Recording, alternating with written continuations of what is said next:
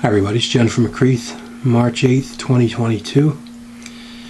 Yesterday I went through a drive-through COVID testing experience here in St. John's, Newfoundland. And I was met with what's either a terrible case of transphobia or a case of trans ignorance and uneducation. So I pull up to the drive-through.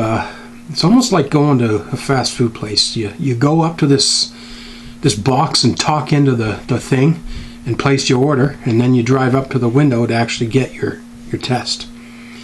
So I'm at this window with a speaker, and I tell them, "Hi, I'm Jennifer McCreath. I have an appointment for my COVID test." And they keep answering me back in the third person. "Is Jennifer there? Is Jennifer in the car?" "Yes, you're speaking with Jennifer McCreath. I'm the only patient in the car." "What's Jennifer's birthday?" And they just go on and on and on, and they just do not understand or believe that I am Jennifer McCreath.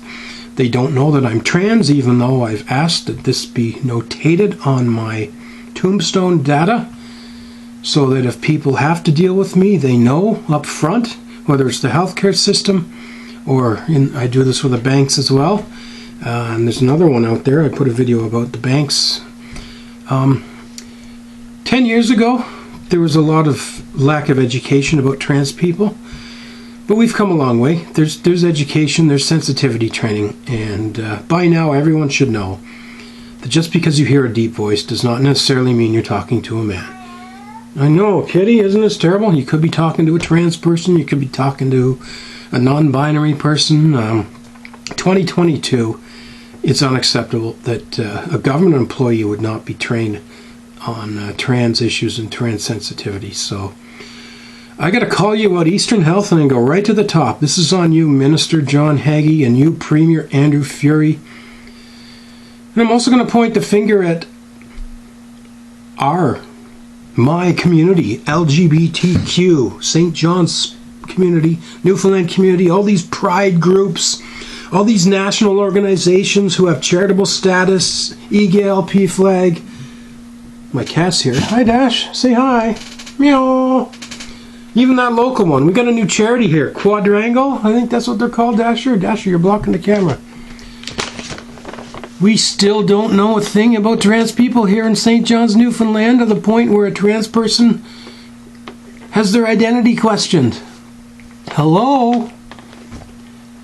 McFly? What is this, 1985? No. It's 2022, for crying out loud.